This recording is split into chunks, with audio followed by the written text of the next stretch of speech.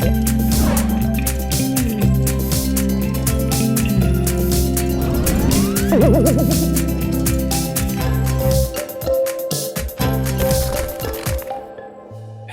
and welcome to 72 Dragons Health. Today we had the pleasure of speaking with Dr. Jeffrey Wilson.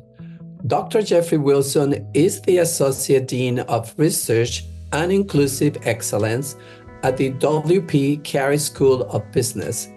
In addition to being a professor of statistics and biostatistics, he was the chair of the American Journal of Public Health editorial board and the former director of the School of Health Management and Policy. Over his career, he has held several leadership positions.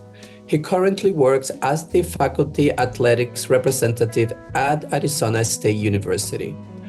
Dr. Wilson has been a primary investigator and co-primary investigator on projects from the Arizona Department of Health Services, Arizona Disease Research Commission, USDA, NSF, and NIH. More than 80 of his publications have appeared in prestigious journals.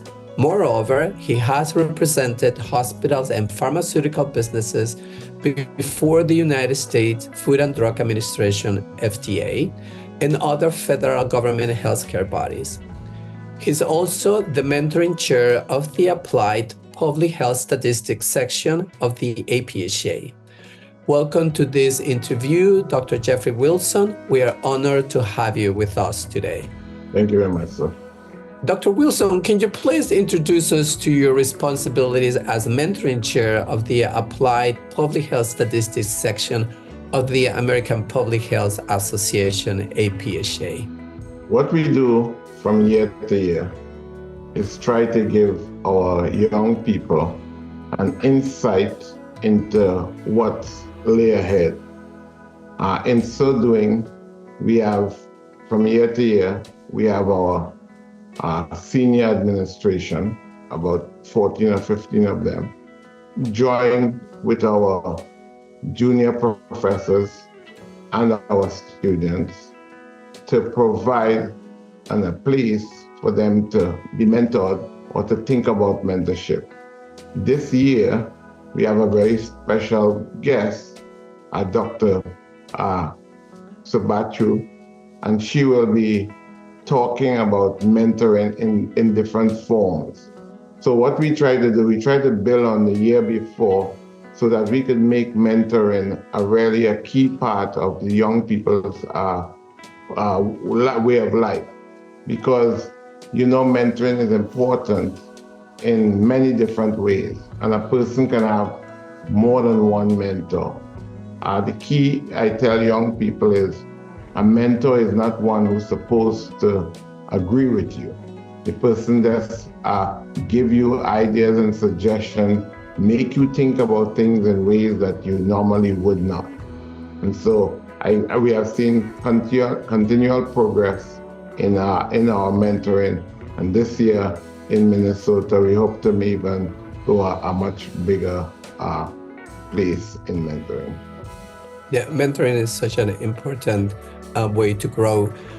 Can you describe your journey from being a bachelor student in mathematics at the University of the West Indies to the professor of statistics and biostatistics and associate dean of research and inclusion at W.P. Carey School of Business? Well, my journey, I want to say, was a special one. And along the road, along the way, I have a lot of people to thank for it. Starting off with my bachelor's in mathematics at the University of the West Indies. I had some very good professors who believed in me and who really motivated me.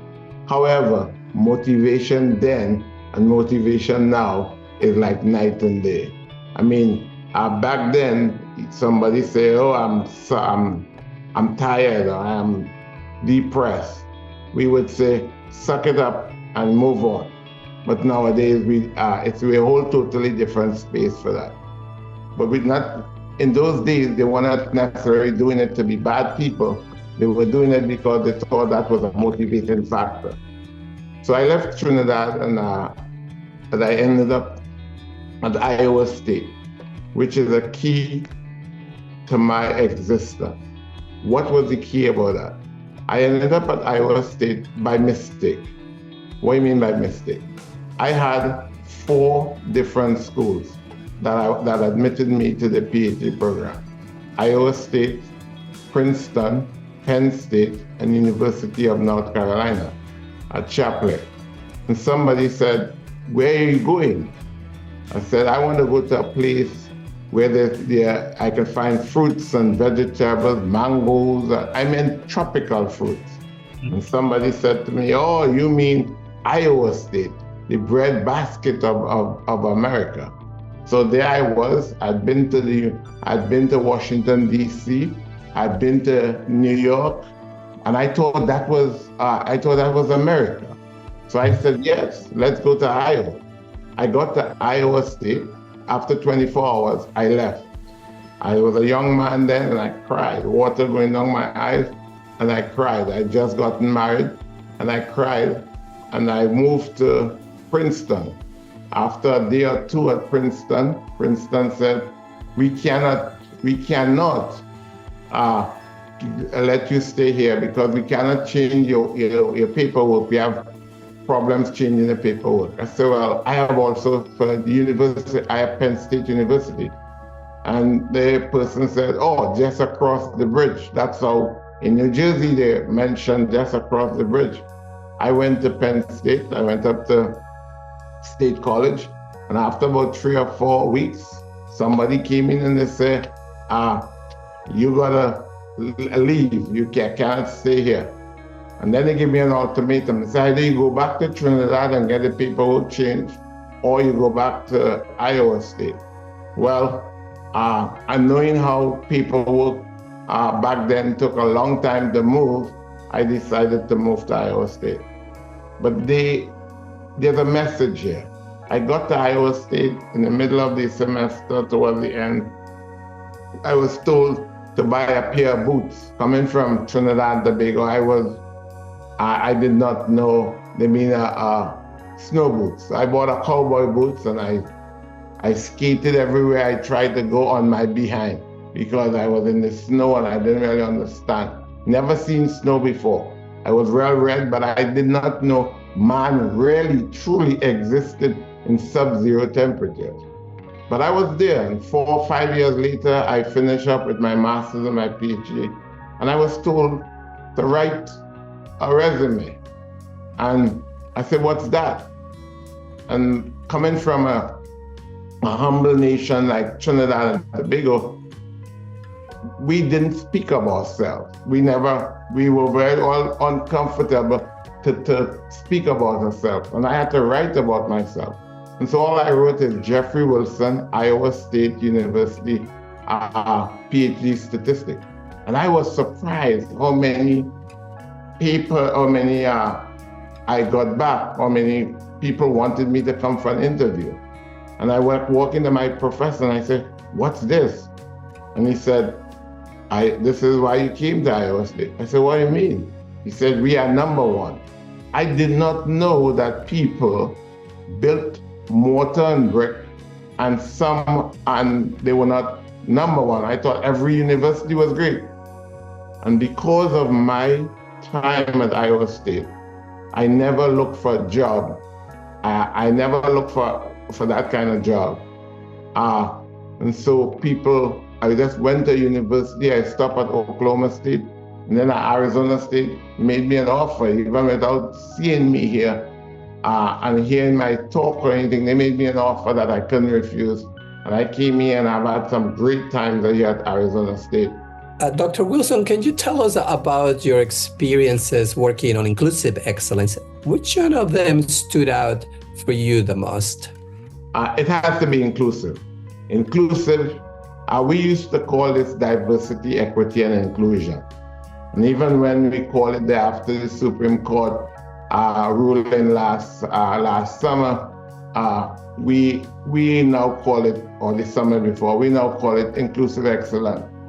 And for me, inclusive It's not about who you are or what you are or where you come from or what you look like. It's really making people feel the way you would like to feel. Very important work. Now, with all the artificial intelligence tools and programming languages available now, how do you think these tools have helped in the area of biostatistics in public health? Well, first, let's say the people, especially the older folks, they tend to be scared by AI and these tools. I remember when I was at Iowa State, I used to use cards, deck of cards. And I remember my cards falling off and I have to put them back together. And I remember dropping off at the computing center and getting a job 24 hours later. Then I remember when I came to Arizona State, they gave me a doctoral student to support my research. And I asked that doctoral student, go to the library and get me all the recent articles. And as the doctoral student learned more, I said to him, now those articles, I want you to summarize them and bring it to me. That's how I see all this AI and this chat GPT. I see this as a way to enhance, make people's lives better.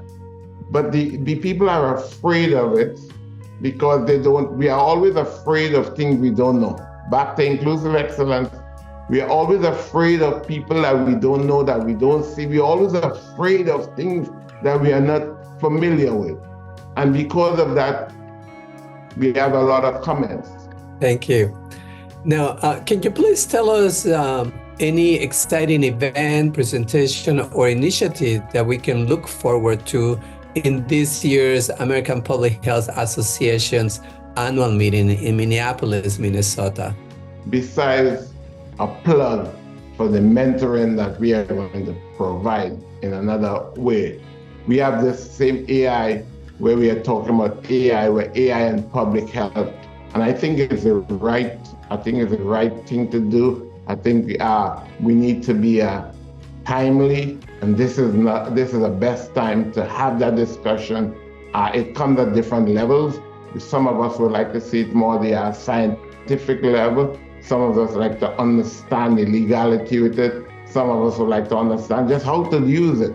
And so it comes at different levels, and I'm always shocked when people just put it out there and don't even say what level, because sometimes I go to a meeting, oh, that's not what I thought it was about. But we are excited about the AI in public health, and we are excited about mentoring. Because mentoring means we're taking these more young people and trying to help them make some right decisions. Great. Dr. Jeffrey Wilson, thank you for joining us today to discuss your experience and help us understand the importance of the application of statistics and biostatistics in the public healthcare domain. We wish you success in the coming APHA 2024 annual meeting and all your future projects. Thank you very much. You're most welcome. Thanks for having me.